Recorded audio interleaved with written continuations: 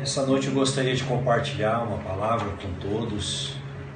Essa palavra se encontra no Salmo 46. Nós vamos ler o Salmo 46. É um salmo onde essa semana eu fui levado até ele pelo Senhor e falou demais ao meu coração, falou intimamente ao meu coração. Eu gostaria que nós olhássemos para ele então. E eu tenho uma pergunta, né? A pregação de hoje ela começa com uma pergunta. E a pergunta é: onde está a sua confiança?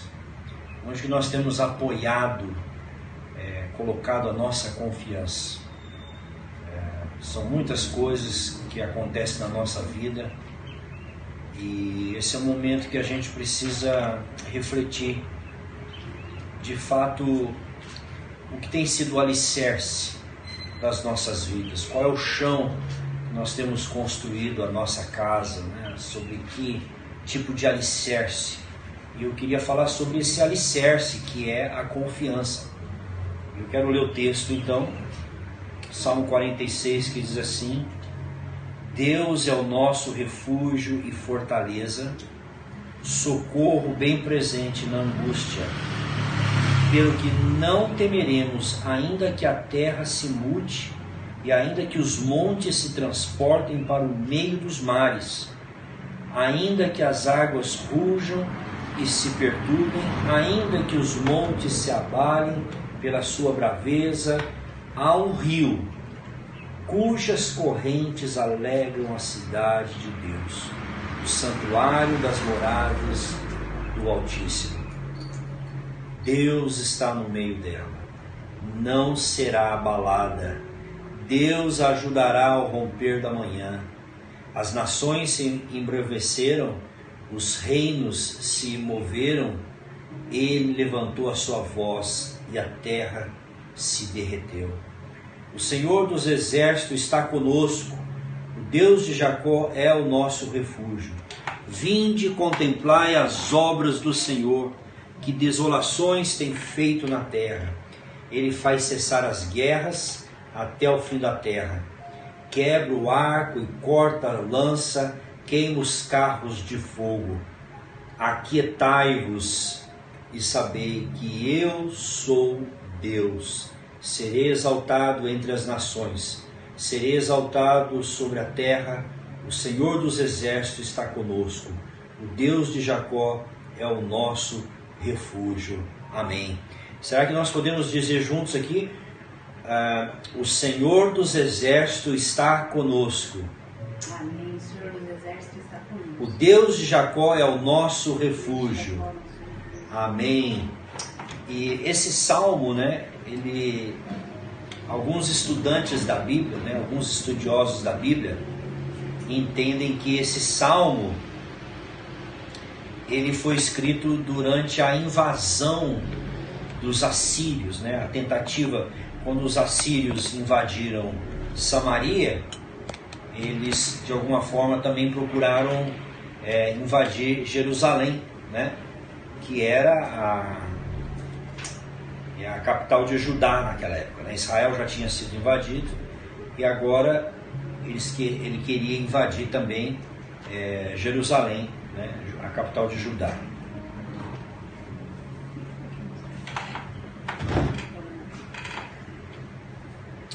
E então acredita-se que foi durante esse período, né, esse tempo, que esse salmo foi escrito. E é incrível que pareça, esse Salmo 46 ele foi uma inspiração até mesmo para Martinho Lutero, né? Martinho Lutero foi que, quando escreveu aquele hino forte, Castelo Forte é o nosso Deus. Se puder acender as luzes mais. Castelo Forte é o nosso Deus, né? Diz que Lutero se inspirou nesse texto, né? Nesse salmo aqui. E eu tenho certeza, assim como esse salmo ele foi útil na história de Israel, esse salmo também ele foi uma inspiração na vida de Martinho Lutero, e eu tenho certeza que esse salmo o Senhor pretende que seja também uma inspiração na nossa vida. Amém? E antes da gente falar um pouco sobre essa questão dessa guerra que teve do rei da Síria, né, o rei Senaqueribe contra o rei Ezequias, é importante a gente pensar aqui hoje à noite um pouco sobre como o texto da nossa mensagem é onde está a sua confiança. Eu queria que nós olhássemos um pouco sobre os possíveis temores da nossa vida. Existem muitas coisas que acontecem na nossa vida, que sobrevêm sobre nós, que pode ser uma fonte de temor, né, de incerteza. Isso pode muitas vezes abalar a nossa vida, né? Eu coloquei aqui alguns exemplos. Por exemplo, há quem tema a rejeição das pessoas. Isso pode ser um temor. Há centenas de milhares de pessoas que elas vivem de alguma forma buscando serem aceitas, né? Sendo recebidas pelas pessoas. E o maior medo dessas pessoas é a rejeição. Talvez porque elas tiveram uma rejeição na infância, talvez porque elas não se sentiram emocionalmente acolhidas. Então há muitas pessoas hoje que sofrem de depressão. Eu convivi com um colega que ele sofreu de depressão porque na essência da vida dele, na parte mais básica vamos dizer assim, da estrutura dele como ser humano, lá estava uma rejeição paterna. E a vida toda dele foi em busca dessa...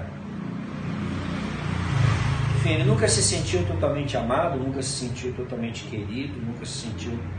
E como que uma voz ecoando na mente dele, por muitos anos da vida dele, já faleceu, muitos anos da vida dele, essa voz ecoando de que nada que ele fazia era bom.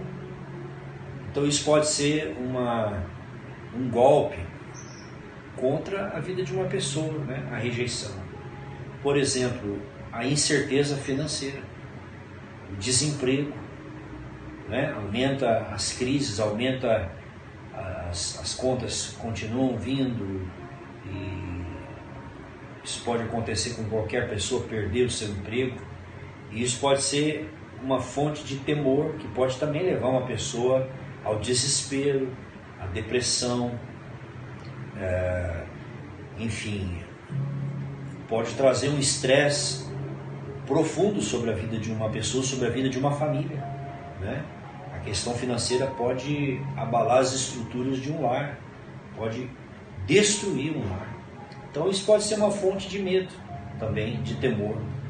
A própria saúde, né? Quando a saúde está fragilizada, quando as pessoas têm a sua saúde fragilizada, isso também pode ser um elemento de temor, né? Junto com a falta de saúde vem a crise financeira, vem tantos outros problemas, né? Às vezes a incapacidade de trabalhar, às vezes uma notícia de um médico que vem de uma forma inesperada, isso pode trazer um grande abatimento, né? A própria velhice, isso é uma outra fonte de temor, a velhice. Ah, meu Deus, como serão os meus anos na velhice, né? Como que os meus anos serão na velhice? Será que eu vou ter, de alguma forma, como me cuidar? Será que vai ter gente ali para me cuidar? Gente para me assessorar quando a produtividade do meu corpo estiver... quando não estiver mais produzindo, né? Muitas empresas demitem pessoas com uma certa idade, e aquele sentimento também de abandono, né? Será que minha família vai estar lá para cuidar de mim, ou eu vou ser jogado num asilo ali, abandonado, sem receber, né? Porque hoje a palavra asilo é uma palavra ainda forte, né? Até as pessoas estão tentando chamar isso de casa de repouso, né? Mas além do lugar, da infraestrutura, é o acolhimento emocional, né? Você saber que a sua família está ali presente. Eu sei que tem muitas pessoas que de repente não têm condições de ter um cuidador, uma cuidadora para cuidar do idoso, mas acho que o maior assombro para um idoso é ser jogado num lugar e ser preterido, ser esquecido por completo pelos seus familiares.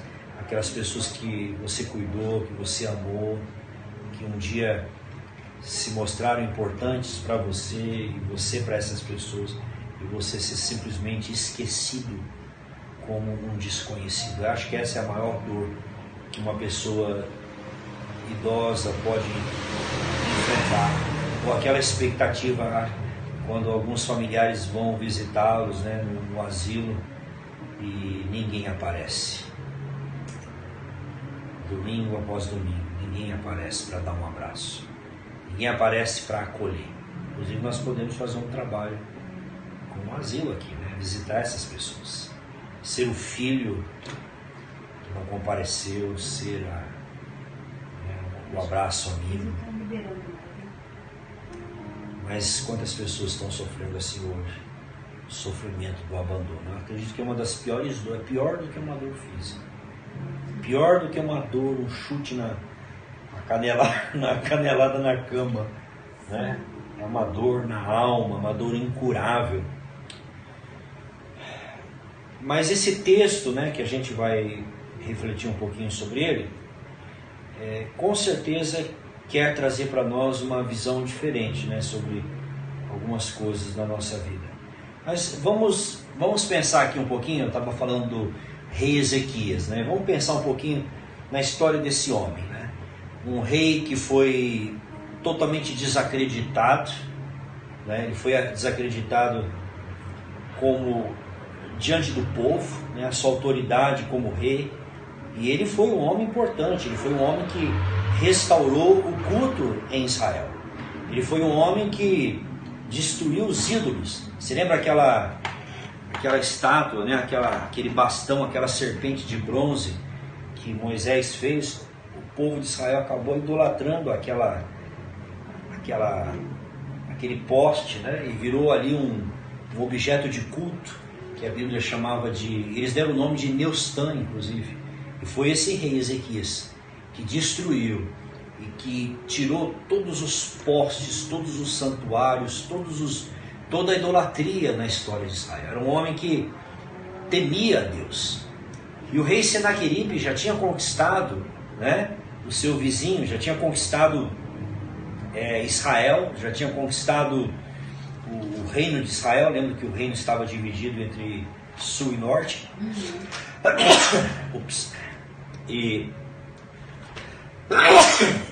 Perdão. E Samaria, ali sendo a capital, né, foi derrotada.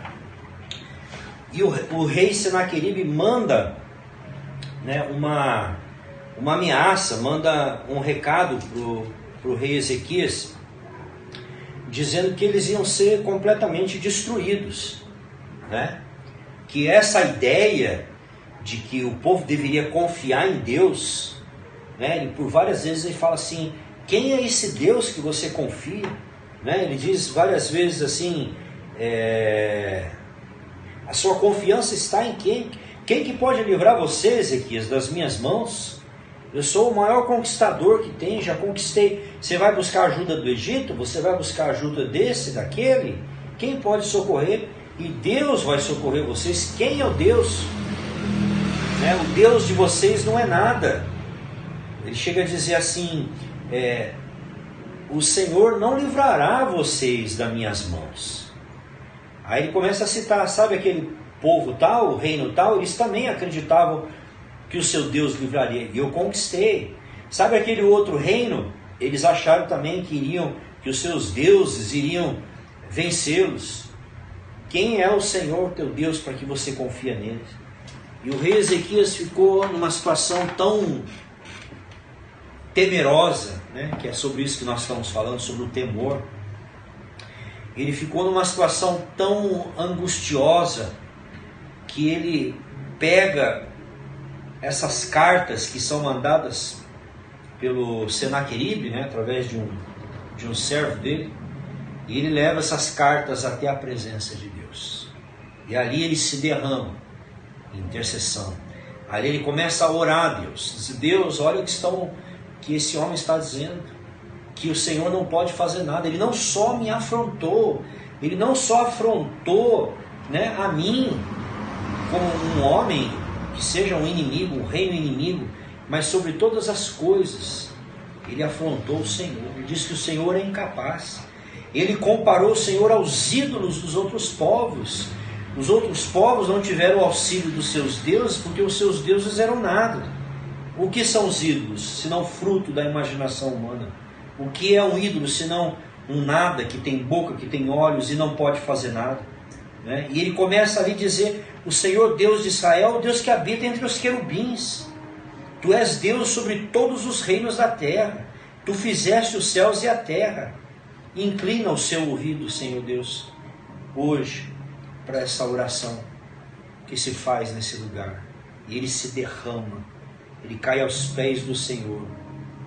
E ele diz assim: agora, Senhor nosso Deus, ser servido de nos livrar das suas mãos. E assim saberão todos os reinos que só o Senhor é Deus. Quando ele está orando assim, ele está ali, o profeta Isaías manda uma mensagem para ele. Vai lá, fala para o rei Ezequias. Aleluia, glória a Deus. Ele diz: vai lá, fala para o rei Ezequias, assim diz o Senhor. Esse Senaqueribe, ele não vai conseguir nem pisar os pés dele em Jerusalém. Vou enviar um espírito de confusão e vou hoje livrar a mão.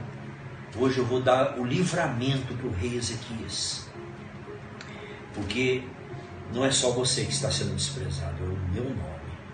E a Bíblia Sagrada diz que naquele dia, naquela mesma noite, quando Senaqueribe já tinha cercado a cidade, já tinha sitiado a cidade, a Bíblia diz que naquela mesma noite saiu o anjo do Senhor e feriu no arraial dos assírios 185.000 deles.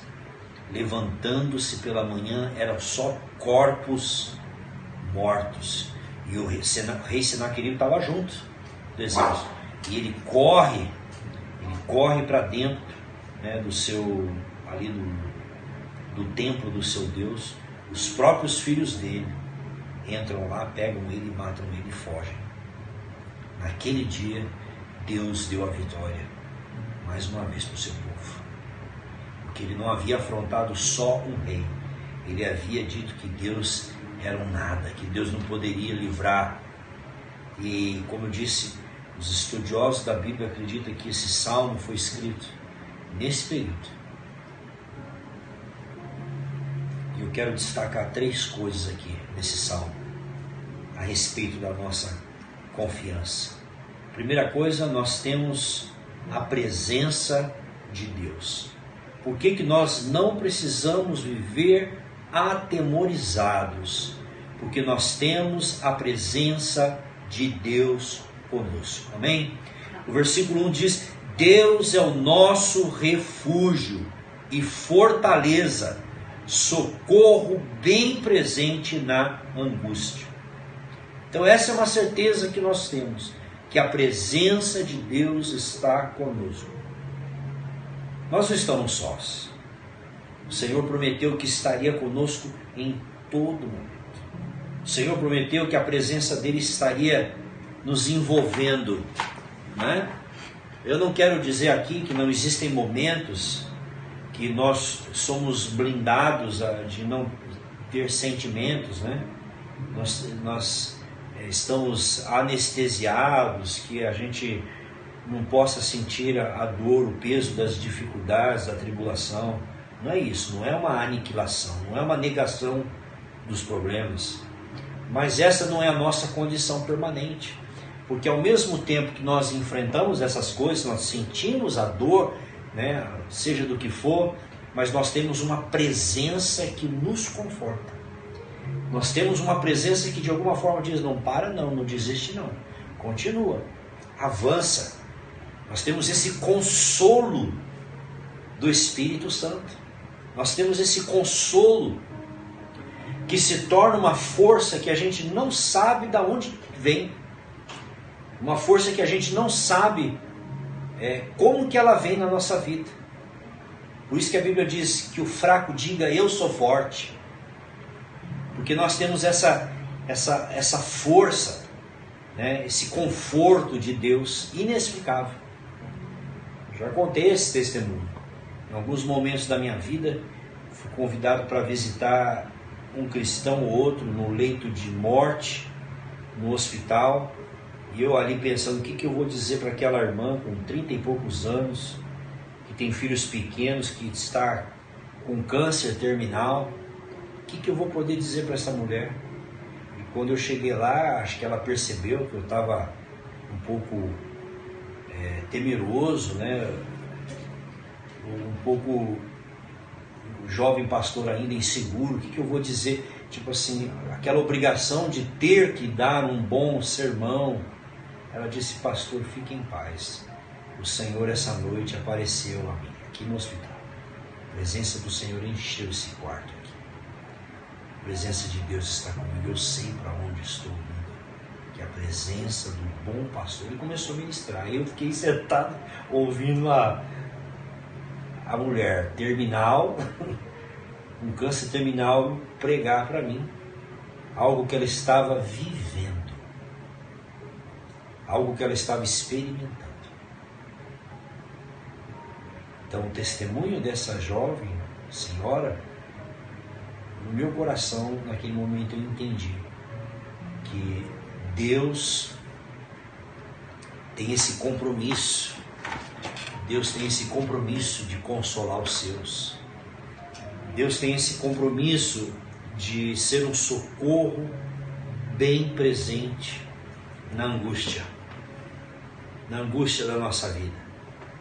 Quantas vezes Paulo falou sobre esses momentos de perseguição, momentos que ele desesperou e desacreditou da própria vida. E aí ele vai dizer lá em 2 Coríntios, para que a nossa confiança não estivesse em nós mesmos, mas naquele que ressuscita os mortos, né? Deus não permitiu que nós fôssemos mortos.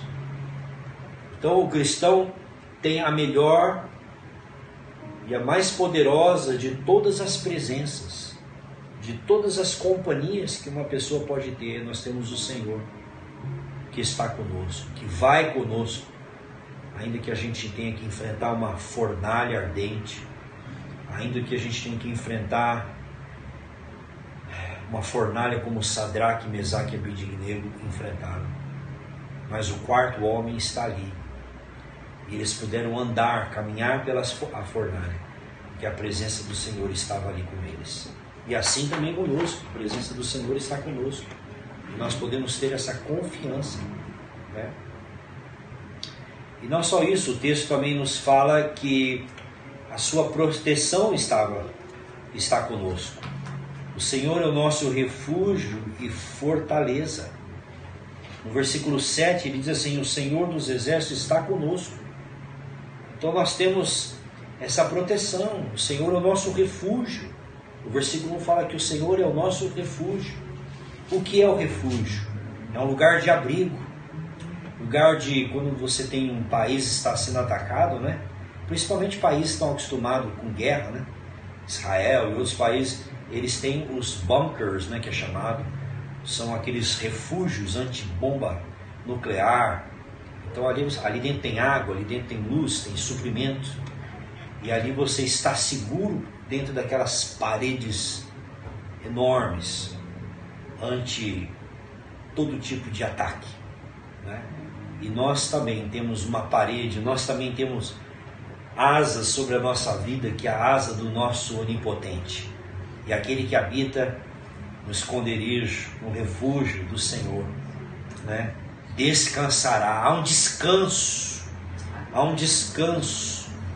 no refúgio, há um descanso na presença do Senhor. Tanto é que no versículo 10 ele diz, aquietai-vos e sabei que eu sou Deus. Até agora era o salmista falando, agora Deus interrompeu, disse, agora eu vou falar. Você falou por mim, agora eu vou falar na primeira pessoa, aquietai-vos e sabei que eu sou Deus. Essa expressão no hebraico, aquietai-vos, é como se Deus estivesse dizendo assim, tire as suas mãos do volante, tire as suas mãos do controle e relaxa. Relaxa, calma a tua alma.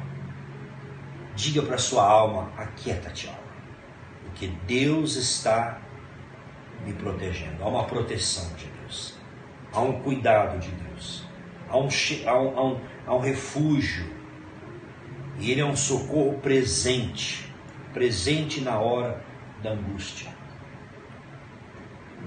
O Senhor é o nosso refúgio, como ele disse aqui no 7. E aí o salmista, diante disso tudo, ele usa várias vezes essa expressão: pelo que não temeremos. Se o Senhor é o nosso refúgio e fortaleza e socorro bem presente, pelo que não temeremos. Aí ele começa a dizer: ainda que. Eu anotei quantas vezes ele falou aqui, no versículo 2, ainda que a terra se mude, ainda que os montes se transportem. No 3, ainda que as águas rujam, ainda que. Aí ele fala no versículo de número 5, 4 e 5, há um rio cujas correntes alegram a cidade de Deus, o santuário do Altíssimo. Deus está no meio dela, não será abalada. Deus a ajudará ao romper da manhã. Então, no meio desse tumulto, dessas águas alvoroçadas, dessas tribulações, que ele fala aqui de um exército, ele fala de águas que rugem, que perturbam, ele fala aqui de terra que se mude, montes que caem. Ele está usando uma linguagem, uma hipérbole aqui, né? Ainda que tudo pareça que está fora do controle. Aí ele diz: existe um rio, que nesse rio as correntes dele alegram a cidade de Deus, o santuário do Altíssimo. E Deus está no meio dessa cidade, ela não será abalada. Esse rio é uma representação da paz. O que Deus promete para nós no meio da tribulação? A paz, a serenidade, essa mesma paz que inspirou o coração daquele homem que escreveu: sou feliz com Jesus. Ele diz que o Senhor iria deixá-lo experimentar a mais doce paz. Ele escreveu esse louvor exatamente quando o navio que ele estava, quando o piloto do navio disse que foi mais ou menos nessa região que as suas filhas morreram. E ali ele disse que a paz mais doce iria provar. Sou feliz com Jesus. Que ainda que tudo saísse do lugar, ainda que todas as pessoas fossem tiradas da vida dele, ele estava experimentando ali essa paz que o mundo não pode dar. Essa paz que Jesus disse: deixo-vos a minha paz vos dou, não vou lá dou como o mundo dá. A paz do mundo está apoiada no dinheiro, a paz do mundo está apoiada nos relacionamentos. Tem que tudo estar em harmonia para as pessoas dizerem: eu tenho paz. Se qualquer coisa sair do lugar, o mundo das pessoas despenca, mas nós podemos declarar: eu sou feliz com Jesus, que eu posso provar a mais doce paz, porque o Senhor está comigo. Deus é o que está fazendo, né? E quando ele fala no versículo 5, né, Deus está no meio dela e ela não será abalada. Em outras palavras, Deus sabe o que está fazendo. Deus sabe o que está fazendo e Deus tem um tempo perfeito para todas as coisas. Ele diz no versículo 10: aquietai-vos e sabei que eu sou Deus. E ele diz que por fim será exaltado, não é isso que ele fala no versículo, na segunda parte? Serei exaltado entre as nações, serei exaltado na terra. Deus será exaltado. E quando Deus é exaltado, você será abençoado, eu serei abençoado. A exaltação de Deus traz uma bênção sobre as nossas vidas. Existem 3 textos na Bíblia que Deus fala para a gente se aquietar. Vou passar para vocês esses 3 versículos. Esse aqui, Salmo 46:10, que o Senhor diz: aquietai-vos Quando Moisés estava diante do Mar Vermelho e atrás vinha Faraó, em Êxodo 14:13 diz: estai parados, estai quietos e vede o grande livramento que o Senhor vos dá. Êxodo 14:13.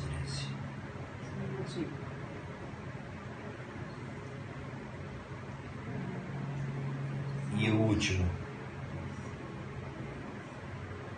Ruth 3:18. Esse de Ruth é interessante porque a sogra dela, eu até vou ler esse aqui, que a sogra dela. Então pega o de Êxodo aí, esse aqui a gente já leu, aqui tá, eu saber que eu sou Deus. Pega o de Êxodo 14:13 e eu vou ler Ruth 3:18.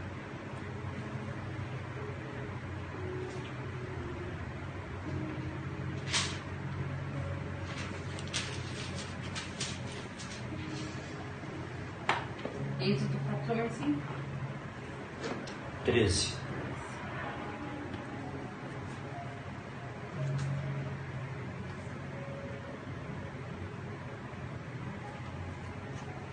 Pode ler? A minha tradução é diferente, né? Mas vamos lá. Moisés respondeu ao povo: é isso? Não tenham Sim. medo. Não tenho medo. Fiquem firmes e vejam o livramento que o Senhor dará hoje, porque vocês nunca mais verão os egípcios que hoje vêm. Aí fala fique firmes, né? Outra versão que diz, eu vou ler aqui na tradicional Almeida. É forte, ó. Moisés, porém, disse ao povo: não temais, estai quietos. É a mesma coisa que aquietai-vos, estai quietos. E vede o livramento do Senhor, que hoje vos dará. Deus está dizendo: acalma, quieta-te. A Noemi fala a mesma coisa. Então disse ela: sossega, minha filha. Quieto, para. Sossega, minha filha. Até que saiba como irá o caso, porque aquele homem não descansará até que conclua hoje este negócio. Esse homem aqui é Jesus. Boaz aqui é uma figura de Jesus. Olha aqui que Deus fala para nós. Aquele homem, Jesus, não descansará até que conclua hoje este negócio. Deus não está parado. Deus não está de mãos atadas. O rei Ezequias ouviu as afrontas. O rei Ezequias ouviu as afirmações, né? Foi desacreditado diante do seu próprio povo. O rei Ezequias ouviu a blasfêmia de comparar Deus aos ídolos. Ele falou: meu Deus não é igual essas imagens. E ele foi diante da presença do Senhor levar a sua causa. Ele foi orar. Ele não foi reclamar. Ele não foi murmurar. Ele não foi contabilizar quantos soldados ele tinha. Ele foi se derramar. Ele entrou no santuário do Senhor. E ali ele se derramou, lembrando que o Deus que ele servia não era qualquer um. Era o Deus que tinha feito os céus e a terra. Em outras palavras, ele disse: nós somos de um povo que tem história com esse Deus. Ele foi lembrar que Deus já tinha feito no passado. Quem era o Deus que ele servia? E mal ele termina a sua oração, o profeta Isaías manda um recado para ele. Vai lá, fala para o rei Ezequias que a oração dele foi ouvida, que Deus já providenciou, Deus já está entrando com respostas, que Deus já está trabalhando. Esse homem vai ver quem é o Deus de Israel. Esse homem vai ver. Não se brinca com o Deus de Israel. Ele não vai conseguir pisar os pés dele em Jerusalém antes que eu o tenha destruído por completo.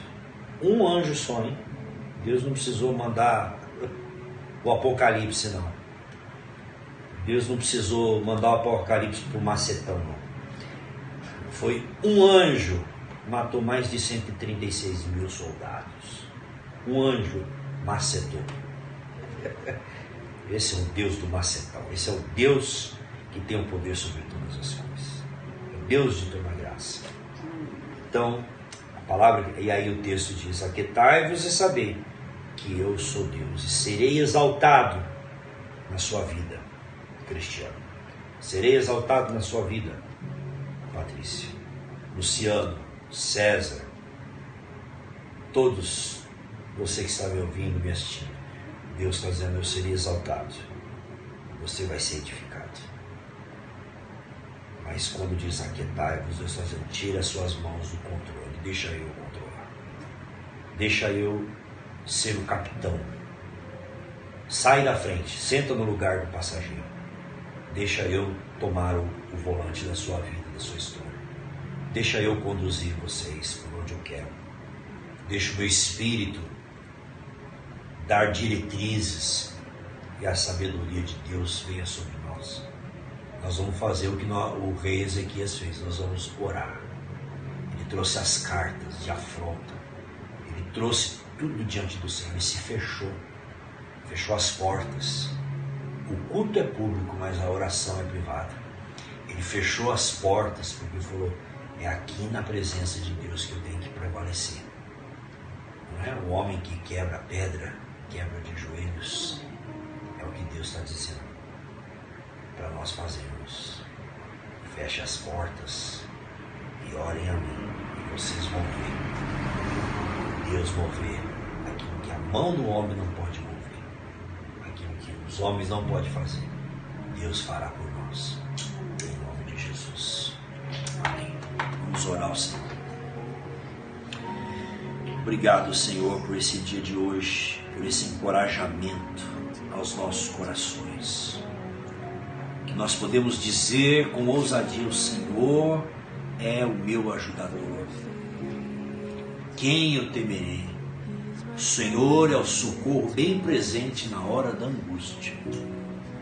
O Senhor é o refúgio. O Senhor é a fortaleza. O Senhor é a força do seu povo, pelo que não temeremos, Deus. Nós podemos dar o nome que for ao nosso medo. Não sei qual é o nome do seu medo, mas hoje o seu medo pode ficar debaixo dos seus pés. O seu medo hoje pode ser substituído pela confiança, pela tranquilidade, pela paz que excede todo entendimento. Que entre o entendimento, entre a realidade e a nossa vida, existe uma paz que blinda o nosso coração, que não permite que o nosso coração se angustie e se desespere sob hipótese nenhuma, Senhor. Nos ajuda, Senhor, porque somos homens e mulheres fracos ainda, sujeitos às paixões, sujeitos às fraquezas humanas, mas que a gente possa ainda como bambu se envergar, mas nós não quebraremos, porque a nossa estrutura está em Deus. O Senhor é o que nos enverga, o Senhor é o que nos faz superar o insuperável, a vencer o invencível, a prevalecer diante de reinos, governantes, poderes e potestades, Senhor. Como diz o livro de Hebreus, na categoria, no capítulo dos heróis da fé, que esses homens que o mundo não era digno venceram reinos, fecharam bocas de leões, que não tiveram suas vidas como preciosas, que esses homens prevaleceram em meio às águas, em meio às afrontas, em meio aos perigos, em meio a perseguições. Esses homens deram testemunho da sua fé, esses homens prevaleceram, Senhor. Como diz a tua palavra, os quais pela fé venceram reinos, praticaram a justiça, alcançaram promessas, fecharam as bocas dos leões, apagaram a força do fogo, escaparam do fio da espada, da fraqueza tiraram força. E é isso que o Senhor tem para nós, força da fraqueza. Na batalha se esforçaram, puseram em fugida os exércitos estranhos. As mulheres receberam pela ressurreição dos seus mortos. Uns foram torturados, não aceitando o seu livramento, para alcançarem uma melhor ressurreição. Em nome de Jesus, Pai. Para que de alguma forma eles sem nós não fossem aperfeiçoados na fé.